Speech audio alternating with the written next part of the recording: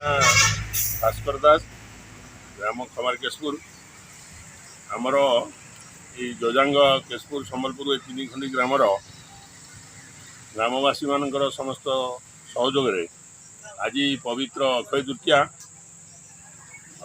पुरी रे श्री जगन्नाथ महाप्रभुंर रथघाट आज रथ तैयारी अनुकूल होमर एठारे महापुरुष हलदिया बाबांकर जन्म वार्षिक उपलक्षे तथा आमर ये बलदेवजींकर ये स्थान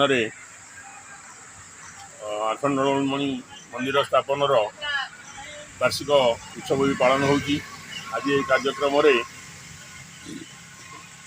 समस्त ग्रामवासी मैंने साहय प्रदान करिसेंती।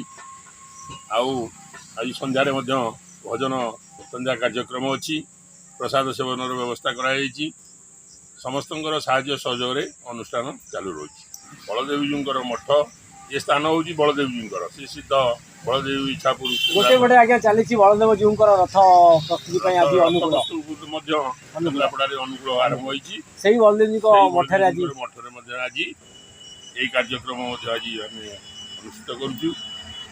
प्रति वर्ष यही आमर ये हलदिया मठे